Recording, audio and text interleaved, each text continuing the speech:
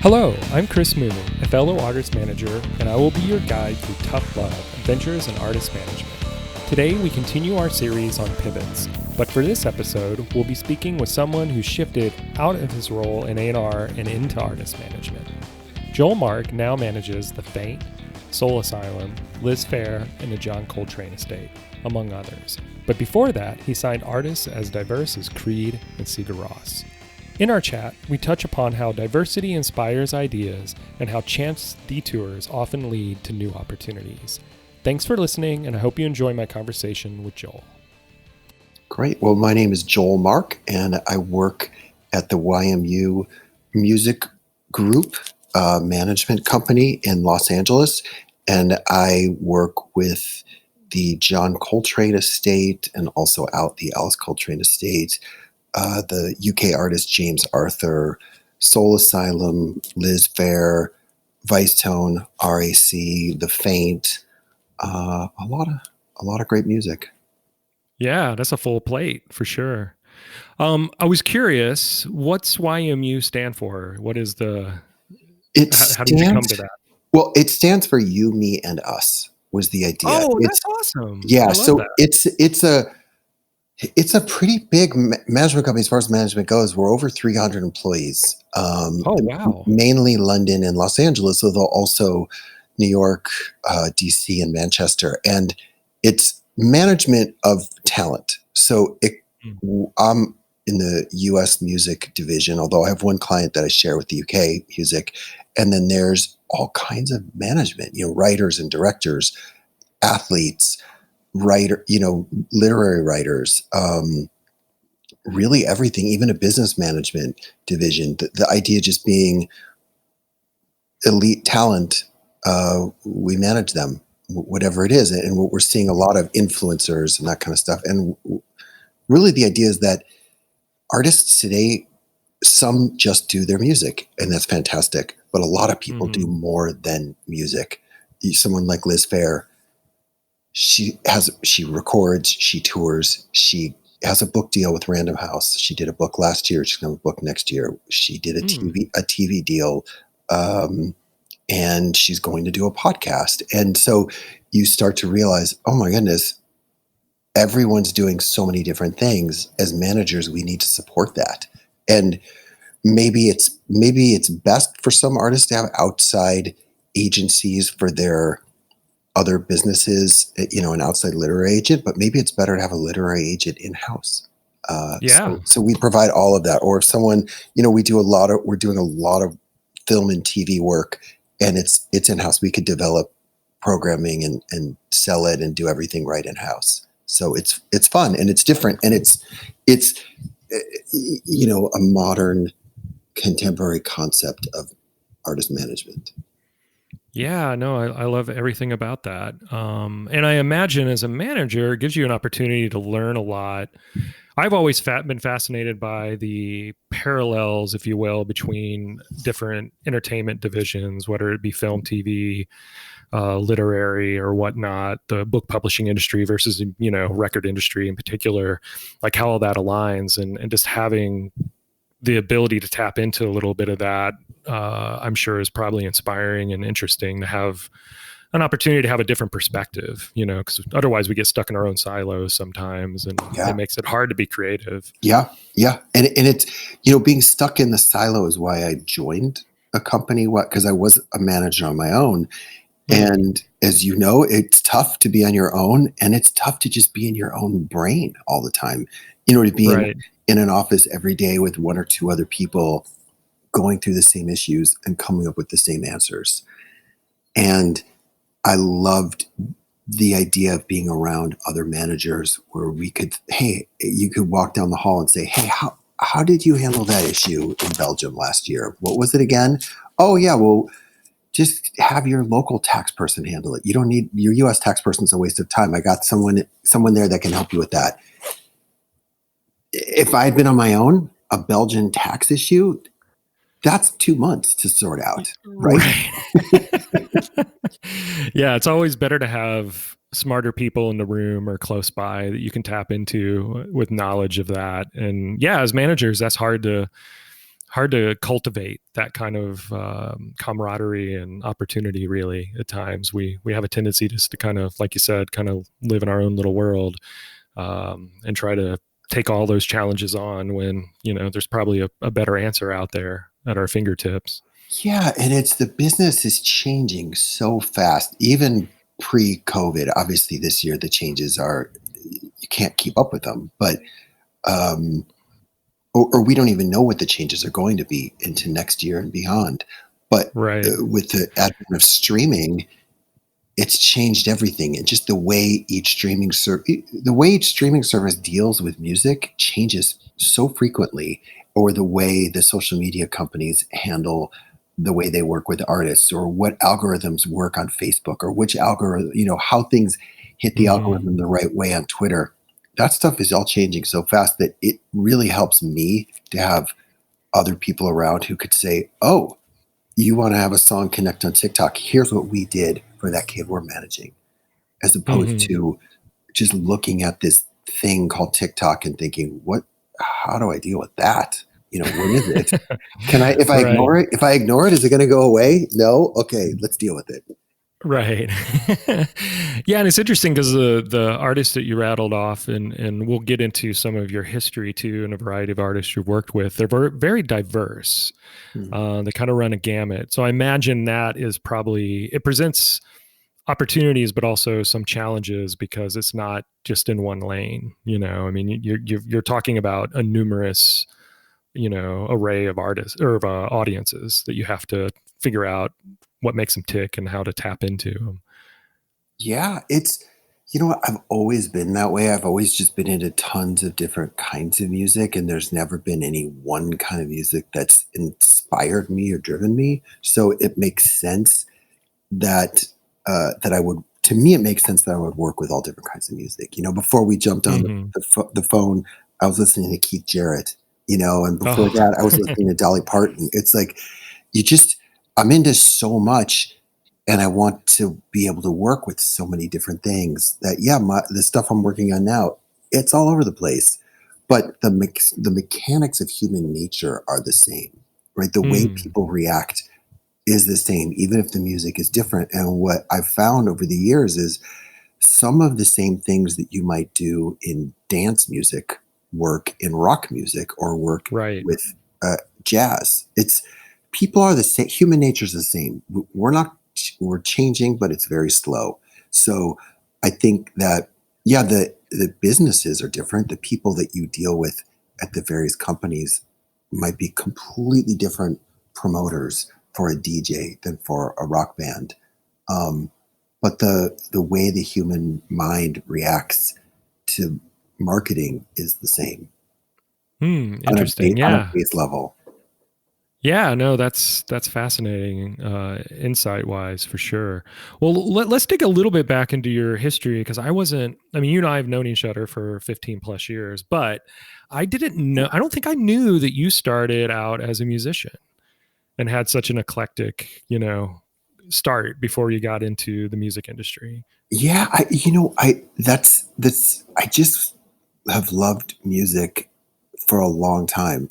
Everyone on your show says the same thing, right? Everyone's like, "Oh, I've just loved music since I was a kid," and it was I played music, just because I loved it and I just wanted to play, and I settled on guitar. And then as soon as I got to college, I just you show up in the dorm room with a guitar and everyone assumes you're a guitar player. So I started like a band my first day of college.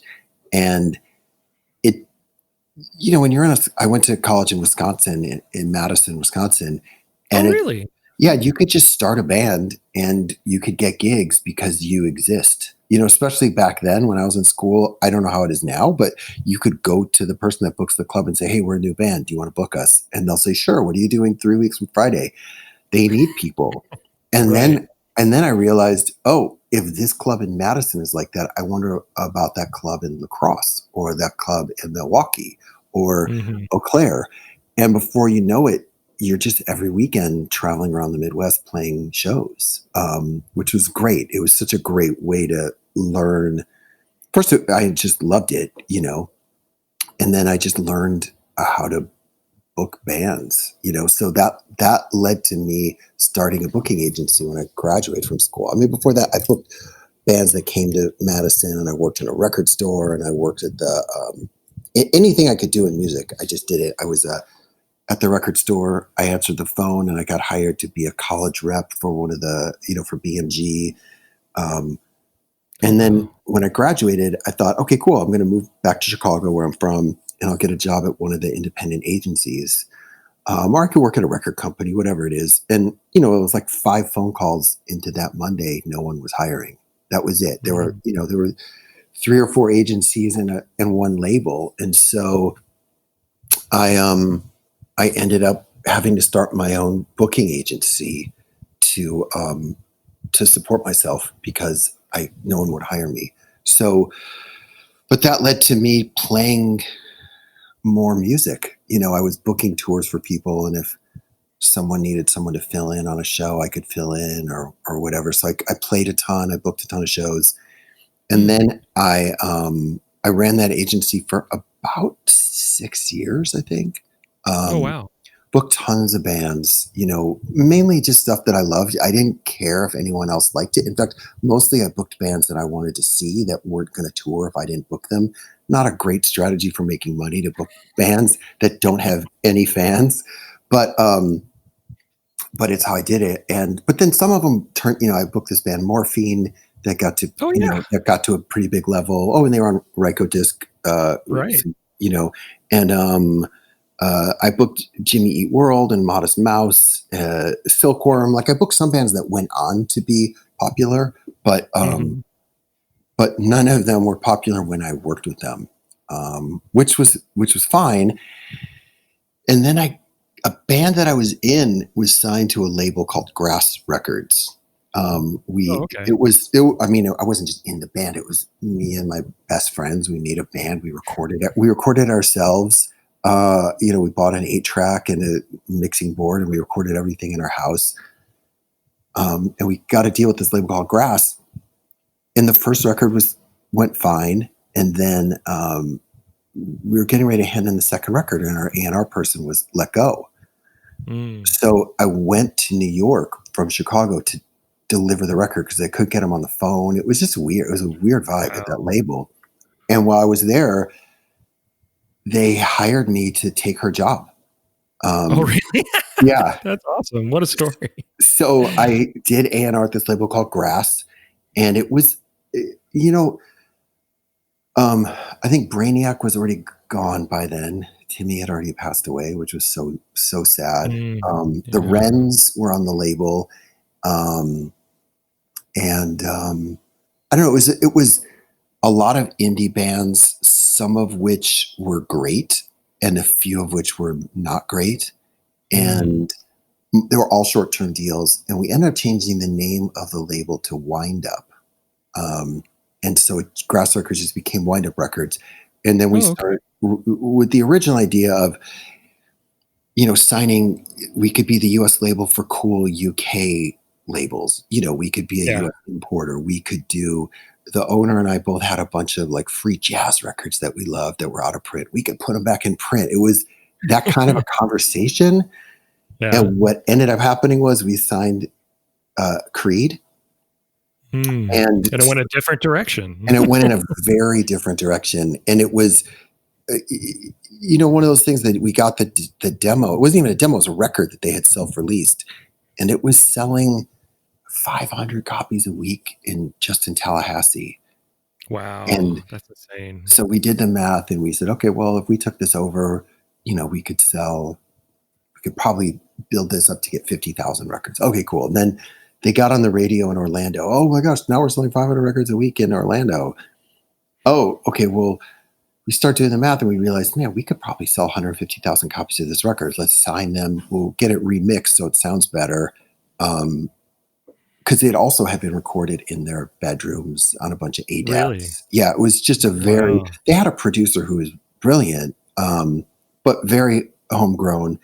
And the recording, was a home recording. So Mm. that was the goal, was to sell 150,000 units and hope to keep the label going for another year. so we could finally get into those Albert Ayler records that we were trying to track down. And maybe, try to be the U.S. label for, Two Pure Records or something. That those were the goals. But it just kept selling and selling and selling. And then we did another record, and then we just signed we signed some good bands and some really bad bands. And then when the second Creed record came out, my wife and I were just done. We were just over it. And so I Oh, I, man. I quit the day it hit the charts, which Wow. was a really auspicious day to quit. Because I figured, being an A&R guy, if you have the number one record in the country, you could probably get another job. So we let our apartment go. We both quit our jobs, and I got a lawyer to help me find a new job, and we traveled. We just, I've Hmm. been working 7 days a week for 3 or 4 years at the label. At that point, A&R was a 7 day a week job because you're in this. Hmm. I was the kind of A&R guy that was in the studio with the bands. I would sit down with a guitar sometimes, and Oh, sing. wow. I was very. I came at it from having just been in bands and just been in studios all day and night, and so I took it from that approach. And it was, we were both a little burned, so we took this vacation. Um, and we never even had a honeymoon after we got married. So we took this vacation. We went to visit some friends in Europe. And at the time, the cheaper tickets were through Iceland. So we stopped off in Hmm. Iceland for a few days. Didn't know anyone there, just wandered around. Of course, went to the record stores, bought all the local records just because it's kind of what I Right. always did in those days. Had a stack of CDs. And then we were on the next flight, and I put in one of the CDs, and I felt like I wasn't even sitting down. I literally felt this music Levitated. had Yeah. levitated me out of my economy seat on the plane, and it just moved me. And so I played her the record, and she was freaking out, saying this is the most beautiful record she'd ever heard.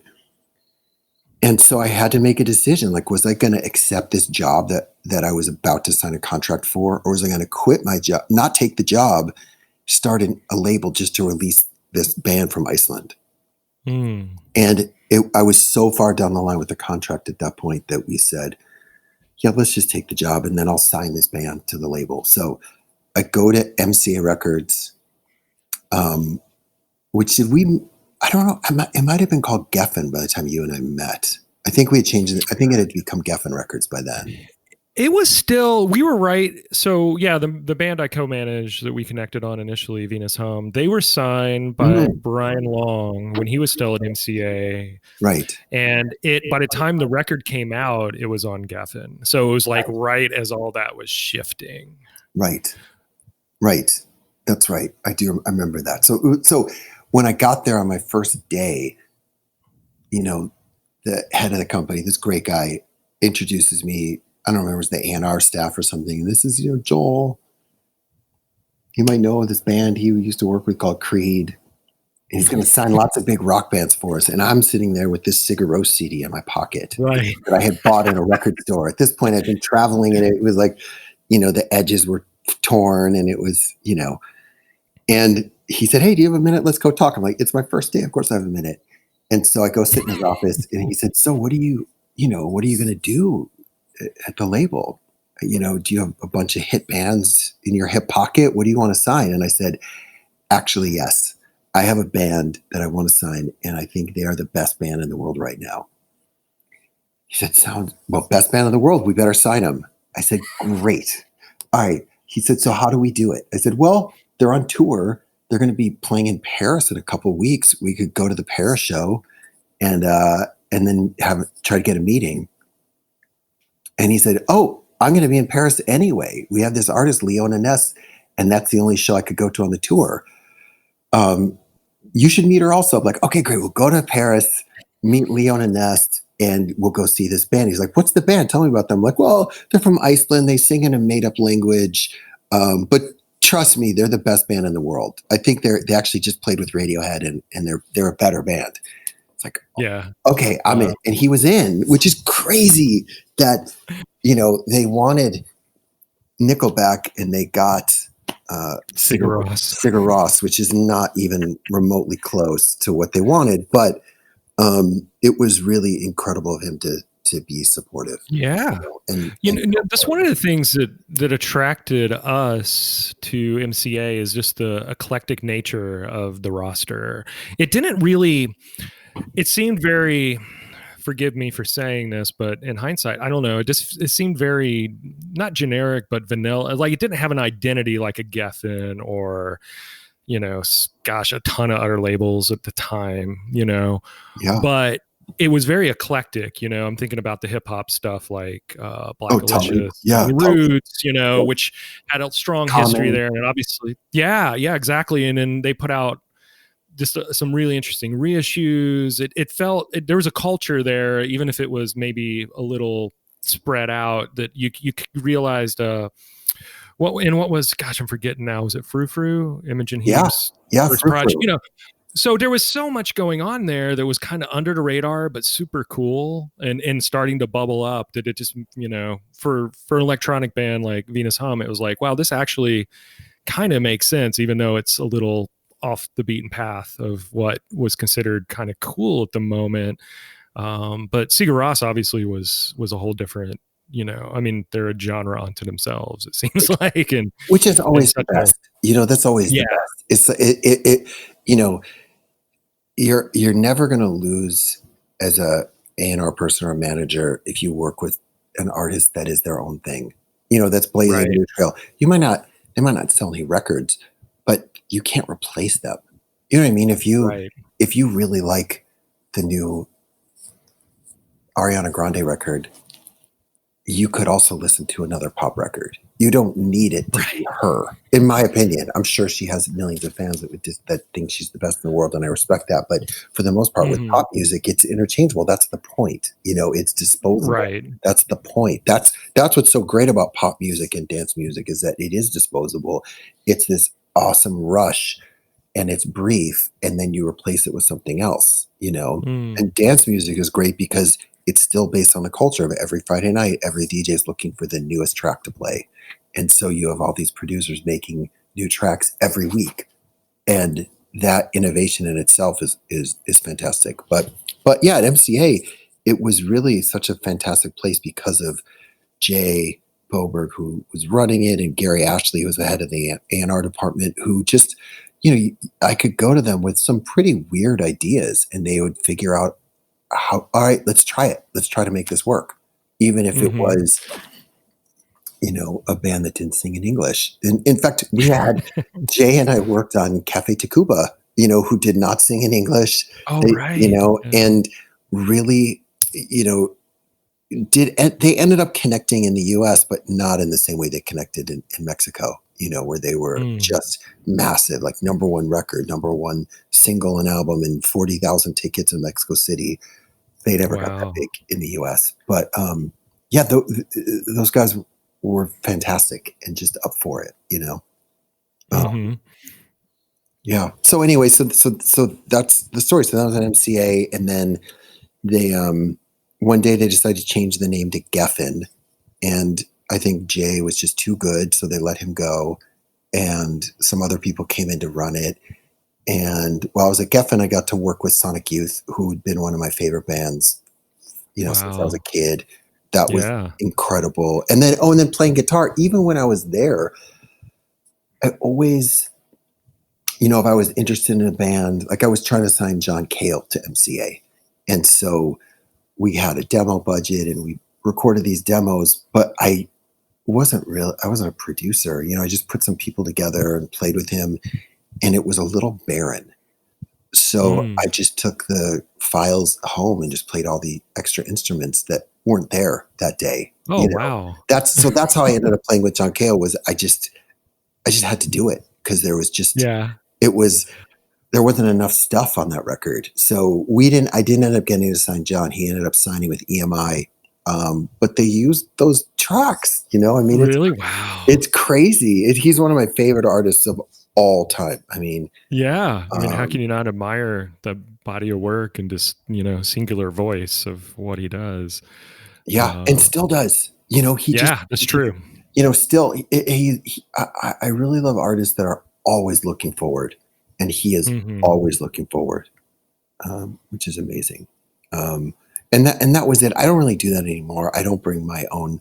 I don't really play anymore. So, but back in those days, I would just always have a guitar with me, and if it was needed, I would add it. But um, you know, not any longer, which is good. It's to everyone's benefit. Um, Oh. So anyway, so then, and I did the label thing for a long time, like 10 years of doing A&R, and it was great. But then my contract was up at around the same time that Sigur Ros's deal was up and Sonic Youth's Hmm. deal was up. Like we were all Oh, kind of wow. ending our deals at the same time. So it really made for a good time to make a break and do something different. Um, and my wife and I had already started a label putting out Icelandic instrumental music. I'd be over there working with Sigur Rós and find all these records that weren't getting released outside of Reykjavik even. So Oh, wow. we would get the American rights and we put them out, and it was really really fun. And then I started managing the Faint, um, and I just became a manager overnight. And then it just was. I was just really lucky. It was a good time to become a manager during the Great Recession, when so many people were just leaving the business and records weren't selling and tours weren't selling. So no one was making any money, but people needed help. So I was Right. able to put together a really great roster quickly. And here I am. Yeah. Well, what's interesting in a way, and I mentioned Brian Long earlier too, and how he manages as well. I think Yeah.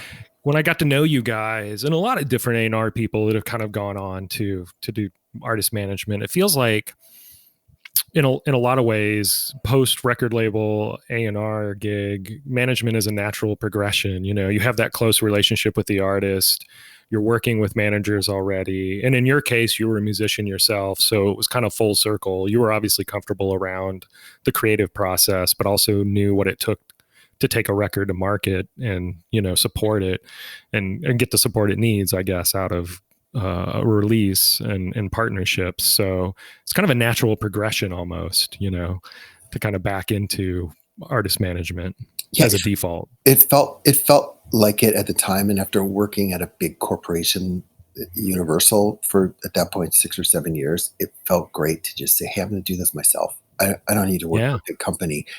Although the crazy thing is I remember my first day as a manager, and I remember the Faint were on tour, and it was a big tour, 3,000 tickets, and it's a lot Hmm. for honestly an A&R guy to deal with, because I didn't know anything really about touring at that level, about buses and lighting rental and PPAs and all this stuff and crew, and it was midnight, and I realized, oh wow, I just have sat here from 8 a.m. to midnight working. Am I doing the right thing? And it was just a second, and then I realized, oh man, I have so much to do tomorrow. And I wrote down my notes of everything I wanted to get done the next day. And 7:30, got right back at it.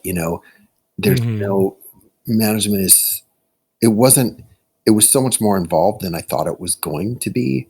But yeah, it was a natural progression from A&R. And as you said, everyone from the A&R department at MCA who's still in music is now a manager. Tom Wow. Sarah and Brian and myself. So it's it's just kind of what you do, I guess. You know, Yeah. and it's still Yeah. what you do as a manager, because A&R is so different now. I Mhm. it's just a different skill than the way we used to do it. So I am doing the same things. I'm still picking songs. I'm still putting sessions Mhm. together. I'm still picking producers and mixers. And, that's the job of a manager now. The A&R Yeah. people don't do that, so that's kind of wild. I would have thought for a pop act I can't believe I said act, but for an artist in the pop world, that that the A&R person, and there are some, we have a great A&R for James Arthur, Mm. incredible A&R, and he's put all the sessions together, and really insightful A&R. But for the most part, they don't do anything actually related to the music. So that's up to the manager. So we actually employ an A&R person in our office. Oh, Uh, really? Wow. yeah, to book sessions, both for the UK artists coming in and then for our artists. Yeah, I mean, as you're making a pop record now, you're probably going to have 50, 60 writing sessions. Mm, It's a lot. It's a lot to do. So we wanted someone that's all they were doing was putting together sessions, finding songs, and knowing everything that was going on in that part of LA. yeah. No, that's interesting. Yeah, I think the other parallel to a record label in the modern era of management is that you're also artist development. I mean, not only do you have to like nurture the creative side and get that together, you also have to figure out how to get it to a place where anyone will pay attention to it enough, or you can find the right partners to Yeah, kind of birth it into the world. It's really, I mean, obviously a lot of this falls on the artist too. I mean, the artist has to be more involved socially in, connecting with their audience and thinking from a branding perspective and a marketing perspective. I mean, it's rare that things are fully formed or so unique a la a Sigur Rós that, it's like undeniable and they're just doing their own thing and you just shine a light on it. And not that it's that easy, but if you're trying to just take really great music and find a lane for it, you have to do, like you said, all that work on the front end. everything. Yeah, You're wearing multiple hats in order yeah. to just get it, to a place where people can enjoy it and notice it and hopefully fall in love with it. Because there's so much music coming out. I can't remember. I was on a call with Amazon and they were saying something like 400,000 new tracks a month or a week or something. I mean, it's insane how much God. music is coming out. I should have been prepared and had the statistic ready, but it's so much music. And one thing we've been doing a lot of lately, which I really love, is working with older groups and helping them Mhm. find new audiences, which has Oh, been wow. really, really fun. And it's always been a thought of mine that you have to always be finding a new audience for every artist. Right. You can't just rely on your old fans because everyone's busy. Everyone has other stuff to do. They have, whatever it is, we're all busy. We all and we all have so much new information coming at us every day. How can we make it so that people realize that the artists we work with are important to them? How can we remind them that it's important? And I got to work with the French band Air, and they hadn't done Mhm. anything in like 6 or 7 years, and we had Oh, this wow. nice long runway of months or maybe a year of just building it up before we even got any offers for them to play shows, reissuing vinyl and doing Mhm. social media. And, if someone hasn't posted on Facebook in 3 years and you post something, it better be captivating, you know? Yeah. And, and we did the same thing with the John Coltrane estate where the Facebook page had been run by the record labels, well intentioned, but if every post is, hey, there's a new record out, buy it at this link, you're not going to have Right. an audience. And we were able to build up the audience on socials so that we could then, at the right time, present new work as it was being released. I think the less you actually try to sell things, the more you can sell them is Right. is kind of the approach. So we but we've been able to do that with those two artists and with Liz Fair and with Soul Asylum. And it's been, and even, I don't work with them anymore, but we worked with 311 for a couple of years. And it was great to be able to, we doubled their ticket sales in 2 years. Wow. They've been touring forever. And, you kind of get the weeds out of the garden and just show people the flowers, you Oh, know? that's a great analogy. Great way to highlight, what needs to be done there, in those Yeah. circumstances. Yeah. I think people get confused. I think so many well intentioned people get confused on how the way to get people to react to music, or to react to Mm. an artist. And that's a big part of what I've been trying to do. And it's not always successful, obviously, but trying to figure out ways that people, you know, how can I get people to spend time with the artists that I work with? And Right. I like to start with, well, the people that are already fans, you just remind them because they forgot. Mhm. I Yeah.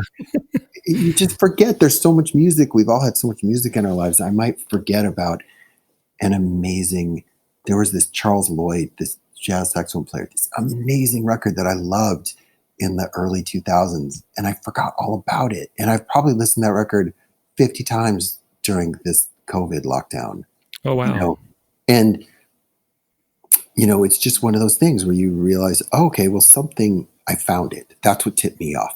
But for Hmm. other people, how can we get them to find Runaway Train and make them remind them that they love that band? Right. Yeah. Have that emotional connection, from when they were whatever, a teenager or in their early 20s, gosh, that's 20 years ago, right? Or more. Yeah. That's a lot. So it's Yeah. just, yeah, it's just tapping back into that. I think, that kind of reminds me of the Simon Sinek, people don't buy what you do, they buy why you do it, that Mm, whole concept, yeah. the emotional connection element of that. Um, I think often gets lost when you're, again, using your analogy, kind of in the weeds, thinking about how to market or present an artist. It's really, at the end of the day, there has to be some, attachment that comes out of it, whether it's reigniting it from more of a heritage type artist and reintroducing it, or trying to light that spark with something new. It's like you have to have that emotional connection, Exactly. Exactly. first and foremost. Yeah, I mean, talking a little bit about and thinking about the pandemic, I don't typically do like end of year best of list, but Mm. this year in particular, there's so many records that have meant so much more to me that have come out this year because maybe I've had more time to focus on it. I don't even know, but I'm going for more walks just to get out of the house and I'm listening to music.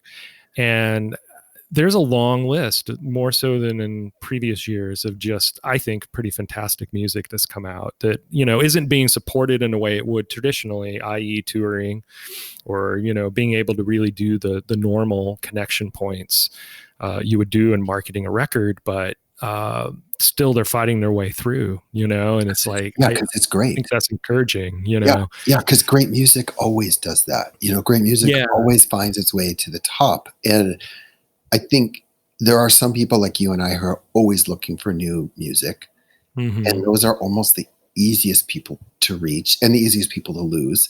And then there are some people who aren't open to new music. They just want to listen to their old stuff. You know, Right. their brain or their ears aren't open, and that's fine. I have no value judgments about either way. But I think, you know, for someone like every artist that I work with is looking forward. You know, Mm. with Soul Son, when we did these reissue projects, he'd never listened to his old record. He doesn't ever listen to an old record. Last time he listens to is when it's mixed, and then it's on to the next thing. And the same thing with Liz Fair. You know, Liz is always Yeah. focused on the next thing, and so it's. But for their fans, I don't know if they're as open to their these artists that they love. Are they open to the new music or not? We'll find out. You know, interesting though, with Soul Sign, we put out the record during COVID and they couldn't Hmm. tour. And because they couldn't tour, they did a lot more interviews. You know, there was no Yeah, that's excuse. There was interesting. no sound check. There was no show. Oh, could we plug this in at 9 o'clock so you could talk to someone in Japan? Sure. I'm not doing anything at 9 a.m. or 9 p.m. I'm open. Right. And we actually they had their highest charting album in 25 years Wow. without the usual mechanisms of being on tour, Wow. because we had to rely on other mechanisms, and it worked, you know. And I think it's almost I want to, and I could be wrong. I have no idea, but I think they got more playlists because of the press. Because literally, these people Mm. making these playlists, they read their Twitter feed. You know, they read Right. whatever they read, and you know, if something is in an outlet that some of these programmers read, that enforces the work of the distributor. You know, the distributor puts in front of them, and then they look in their Twitter feed, they see something from Spin. Oh my gosh, Soul. Wait, what was? Oh yeah, that's on my list. All right, cool. I'm gonna put that Right. in this playlist. All right, what else? Oh, there's a new Bright Eyes record. Oh my gosh, I'll put that in there too. And so you I think it all works. I still think with Mhm. streaming, it still works holistically. It should. It should. Yeah, yeah. So those multiple touch points and impressions, and actually like little momentum builders almost. Like how can we get like one thing in and of itself isn't necessarily going to move the needle, but two or three things kind of begin to add up and open up opportunities or get people to be motivated in a way that, I mean, I think that's human nature, going back to Yes. what you were saying earlier. It's like, yeah, I mean, and I can be equally as guilty of that too, where it's like something I know something's out, but I haven't taken the time to listen to it. That's the one thing that kind of, I'd be curious to get your opinion on this really quickly. But being, we're of a similar age and going through physical formats to a digital format that you purchase to a digital format that you lease, essentially in streaming, it's just slowly dwindled away that kind of tactile, physical, tangible component to buying music. And I think it's hard sometimes, like when you'd walk into a store and physically buy a record, you invest in it, you know, 10 to 12 times or just infinitely more financially than you do in streaming, subscription to Spotify. And you feel probably compelled to spend time with that, whether you like it or not, to, make a judgment on it because you spent money on it and you have some skin in the game. Where I know I'm guilty of, oh, somebody has a new whatever, Pixies have a new single out, I need to listen to that. And then I never get around to it because I don't have that same financial or emotional investment in it, But one thing's the pandemic's done, I think, that's been really interesting is, I think the only way for fans to really support artists now is like buying merch. They can't go to a show, and that's how they physically show their fandom in a way.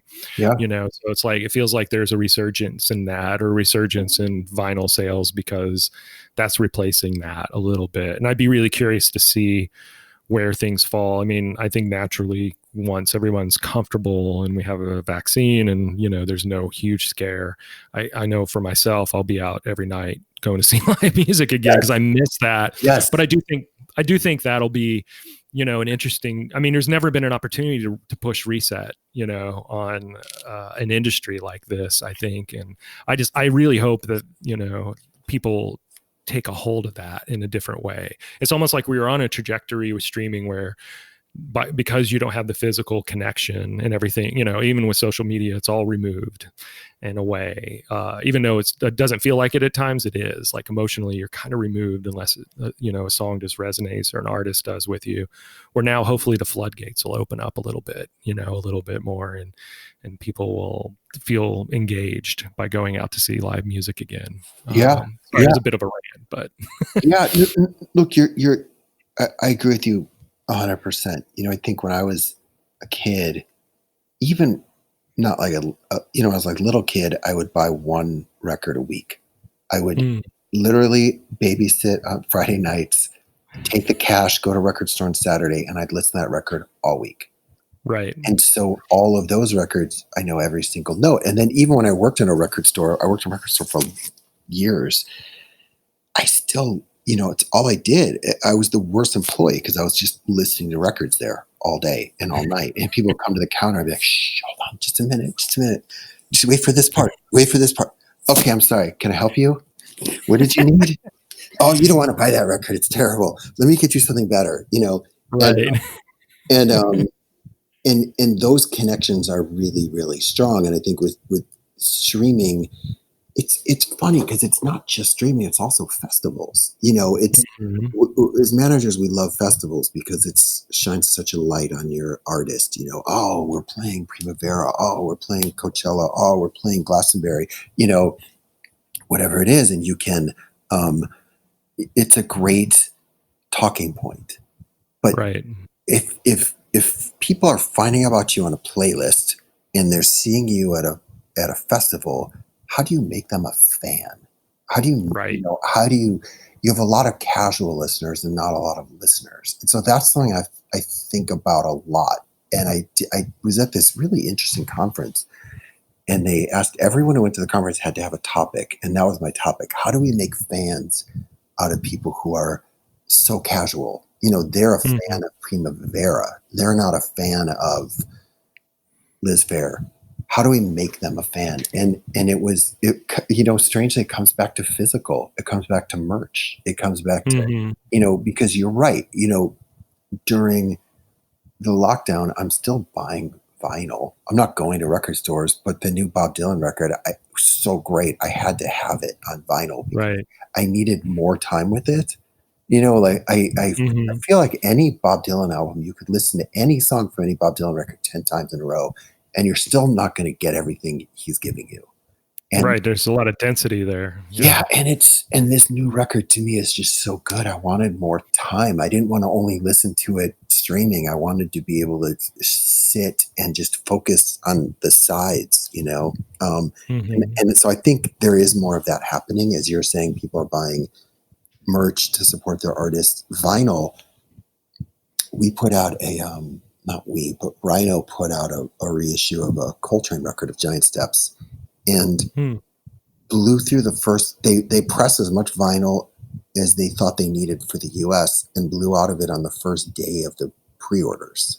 Oh, You know, wow. so many more people wanted that vinyl. I'm thinking, well, if you're a jazz fan, you probably have Giant Steps, right? Like it is one Yeah. of the most important jazz records of all time. Every jazz student has learned at least two of those songs in school. It's not There's nothing new. And yes, the new mastering is beautiful, but I think everyone at the label and myself, we were just blown away at the demand because people want that object that they can hold and have it be a bigger part of their life than Hmm. simply a stream. Although I love streaming and I'm streaming music all day and night and finding new things because you can, because you Yeah. literally go down these rabbit holes and just um, discover, it's the best.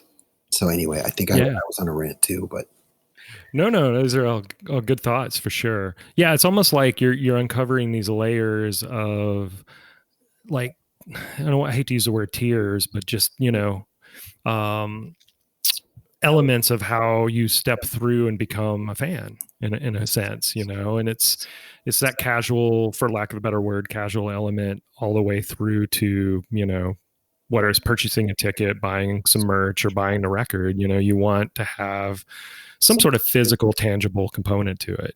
yeah. And Um, at the top end for a living artist, it would be paying for a meet and greet, you know, right, experience. like having the experience, a once in a lifetime experience of getting to meet the artist. And even if you only meet them for a minute and take a photo and get an autograph, you still get to meet them. Right. That to me would be the peak. But for other people, they don't, I'm one of those people. I don't necessarily want to meet my heroes. Um, but it's to me that those are the different layers, where you start Hmm. out. And it's so, it's interesting right now. There's this big conversation of lean back playlists versus lean forward playlists. So Mm, in the classical world, in the neoclassical world where I am doing some work these days, there are these lean back piano playlists, and they get millions and millions and millions of streams for a track that can just sit in a playlist, and people play it all day when they're working at home or working wherever, and it's just nice right. in the background. And these lean back playlists are generating tons of money for these classical labels, but they're not Wow. creating fan bases. Right. And my thought is, can we take that and channel it into artist development?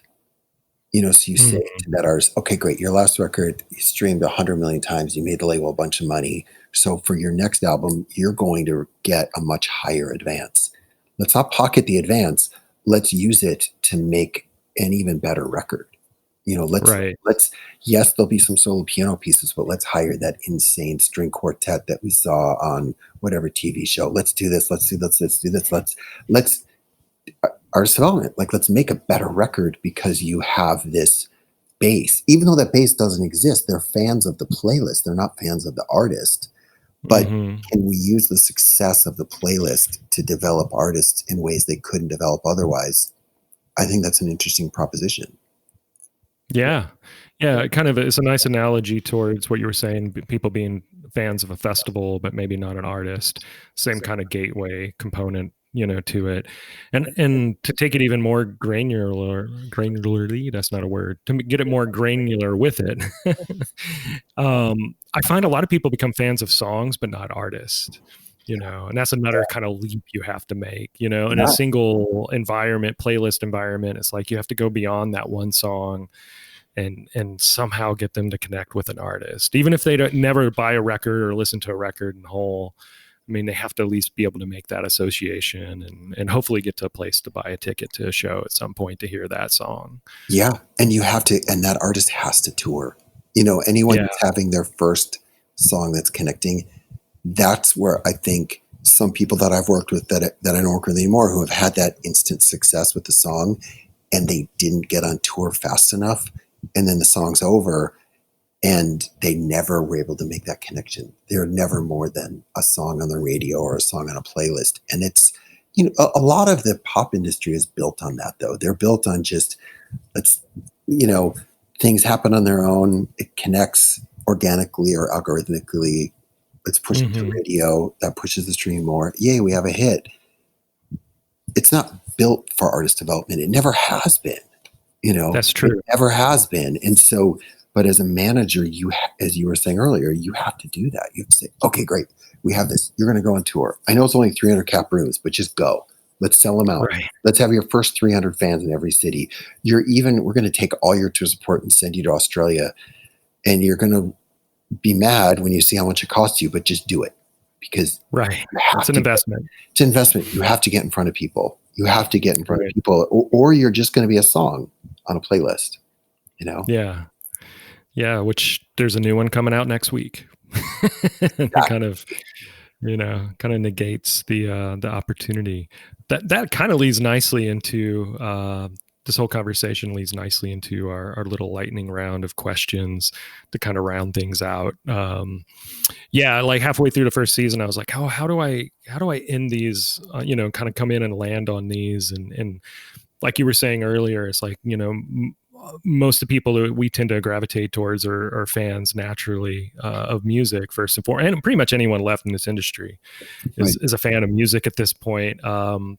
I wanted to put together at least some real casual, quick questions just to kind of get some insights. It's been super illuminating for me. So if you don't mind, I'm going to throw off a handful of questions here to get your initial answer that first comes to mind. So what was the first record you ever bought? Tattoo You, Rolling Stone. Oh, really? Wow. Yeah, I still have it. Great one. First single I ever bought was Don't You Want Me by Human League. Human League, yeah. It was 99 cents. I still have that too. Great song. Both are great. I was lucky. Yeah, those are good first choices. And I would argue and say, as a Stones fan, that might be their last really pretty solid and great record. But I mean, I think Waiting on a Friend is like as good as anything in their catalog. Yeah, I agree. And holds up over the years. And of course, it also has Sonny Rollins playing sax on it too, which makes it extra special. Yeah, and no, it's a great, that record really holds up. I mean, I think we could have a whole separate conversation about the Stones, and I think I would disagree. I even think that blues record they made last year was great. So yeah, that's fair. But as far as like original songs, you know, and funny enough, Tattoo You, if I recall, several of those songs were initially written and recorded during the previous record, which was it Emotional Rescue? Is that right? Was that the name of the record?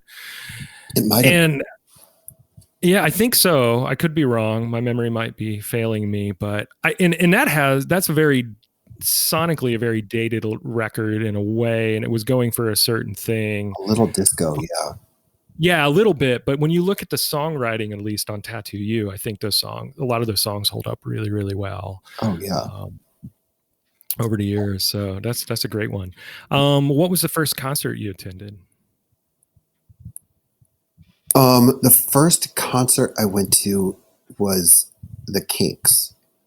Oh, wow. Which sounds cooler than I was. So I won tickets. I called the radio, it just had the radio on, and it said, call whatever the phone number, and the 10th caller wins tickets. I didn't even know what I was winning tickets to. I just called, and I won tickets. So that was my first concert. It was the Kinks. And this awesome local band from Chicago called The Shoes opened up.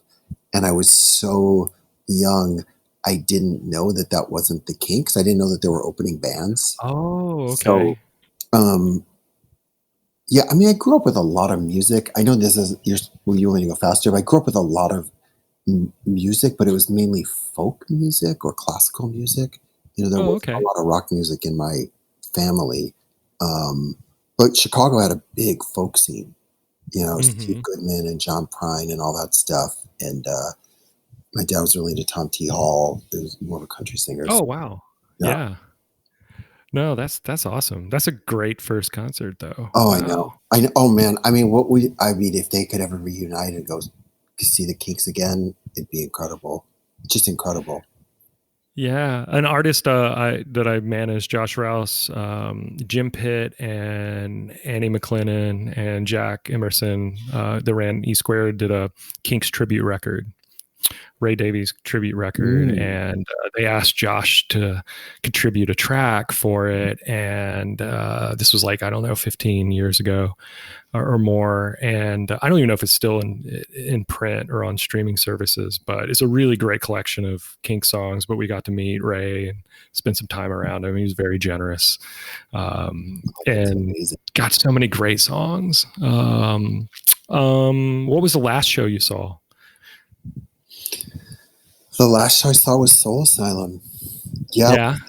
we had a tour that we ended up canceling a lot of the tour, but it was right before the shutdown.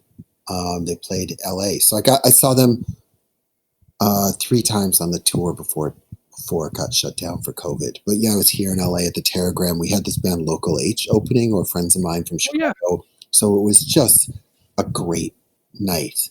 Not everybody came. During that week, a lot of people had tickets and didn't go because they were Right. obviously concerned, and justifiably so. So it wasn't crowded, which as a manager you want it to be crowded, but I knew we sold out anyway, so I wasn't stressing. Normally, like if you're at a show and it's not sold out, I just feel sick all night. But Right. or I'm waiting at the door to see if we're going to sell out. And in this case, I could just enjoy it, and it wasn't full, and it was a great set list. So that was a great last show. Although I Yeah. was going to see them 2 days later, but we had to cancel it for COVID. So yeah. Yeah. Yeah, it's a question I added in during COVID times, but I What about mean, you? What was the last show you saw? so oddly enough, the last proper show I saw was Nathaniel Rateliff Oh wow. at the State Theater here, which was fantastic. It was the second night on that tour. He just put the record out and started touring, and he played a Bernie Sanders um, rally the night before Super Tuesday, so I saw him there as well. Mm. Um, so it was a really uh, good last show to go out on, but certainly missing live music as we all are.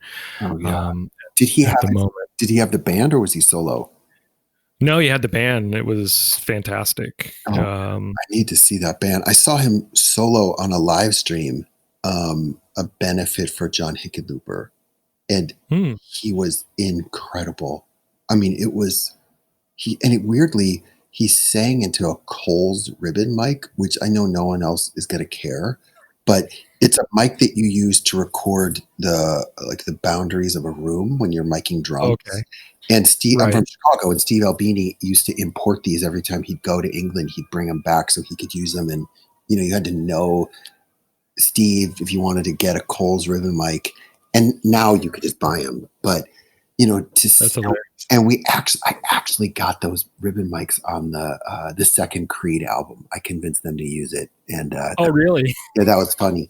But yeah, he was singing into one, and I thought, what in the world? It's only in 2020 would you sing into an overhead mic, but he sounded amazing. Yeah, he's got an amazing voice. I really love this new record, and it sounded phenomenal live. I remember talking to Chris, his manager, afterwards, and they're like, "Hey, how was the show? How did you feel?" I was like, "I thought it was. I mean, for a second night, he did 2 nights here. I went on the second night, and it felt dialed in. It felt relaxed, and yeah, it's funny. You don't think about that when you go to see bands. It's never great usually to see the first night of a show or of a tour, because it's like they're working the kinks out, Yeah, and seeing the last night can be either amazing or also kind of like, depending on how long they've been on the road and where they're at. yeah, it could be. I got to see, Yeah, yeah, you just depending on the band. Like I got to see Wilco finish up a run of dates here a couple years back, and it was a pretty great show. But I mean, every band's different, with that. Yeah. It's like usually seeing them like 2 or 3 weeks in, if they're doing like a multiple month tour, is like seems like the sweet spot where it's still special Yeah. and whatnot. But I was really taken aback at just how great that band and Nathaniel sounded. It was definitely a good show to go out on Oh, awesome. in the short term. Awesome. Yeah. So, what have you heard recently? We talked a little bit about all the great music has come out. It feels like at least this year. But what have you heard recently? Just been kind of a discovery point for you. It's really kind of getting under your skin that you would like to maybe share. For me, it's a hard question for me because it's every day, right? So Yeah. that question to me, I would just have to say, oh man, like today I really got into Keith Jarrett. He just announced that he had a stroke and may never be able to play again. So Oh I've been wow. listening to a lot of Keith Jarrett the last couple of days. But every day is different. I'm listening to this incredible like jazz cello player named Anya Lechner. But if Hmm. you ask me in 2 weeks, I wouldn't mention her. Maybe, you know. Um, I've been really into harp music. People doing recordings on harp that weren't written for a harp. Like this guy did the Goldberg variations on a harp arrangement that I thought was super interesting. Um, Wow. and there's this oud player named Anwar Brahim that is, and it's, why do I need to really dig deep into this Tunisian oud player? I don't know, but I love it. I just love it. So I guess that's the kind of stuff that I've been into lately. No, that's awesome. That's fascinating. That is a hard question to answer for myself as well. Um, so one last one here. What else do you really like to get into and do? Like, what brings you joy, or do you enjoy the most outside of music? I mean, my family, that's easy. I have a wife Yeah, and 2 kids. So that's it, my family and, close friends. And although that's weird during COVID, but I read a Mhm. lot, watch a lot of documentaries, but mainly music, mainly music. I've listened to so much music. Um, Yeah. try to get my kids to, like, last night I tried to introduce my kids to Bruce Springsteen, with his new record that came out today. So try Yeah. to explain to them why he is one of America's greatest songwriters. So I'll have to fill you in if that's going to work or not.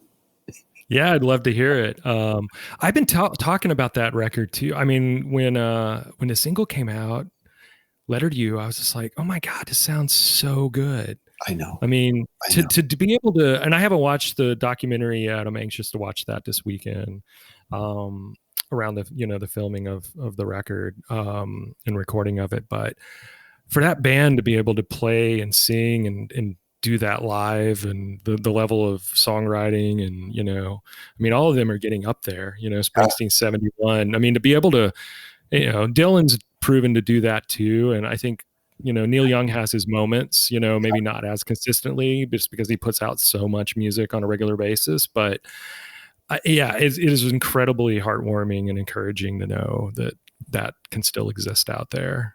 Yeah, it's a big part of my work, is working with bands that I think are making their best records at this point in their career. I Hmm. think Liz did it. I think Soul Asylum did it this year. Um, and then to hear Dylan and Springsteen make some of their best records now is wild. Yeah. It's It definitely shows that there's opportunity, with focus and, I guess, encouragement and just a spark of, you know, wanting to scratch that surface again of something that's unique and new.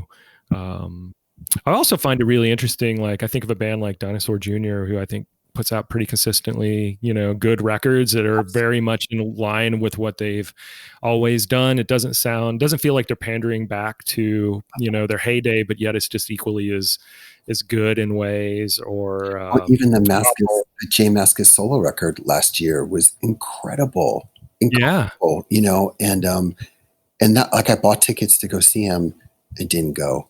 It was Well, late on like a Tuesday night, and it's an out. LA is so big. I didn't want to drive yeah. an hour. What, like, really? I'm not going to drive an hour to see JMS. I remember once I drove 6 hours to see JMS, to see Dinosaur Jr. And now I'm old and I'm not going to drive an hour. Come on.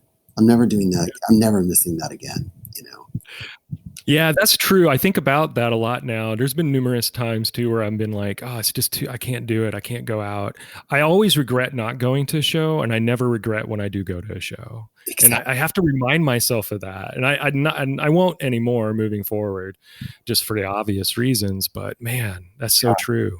It's like the Butthole Surfer said, it's better to regret something you have done than something you haven't done.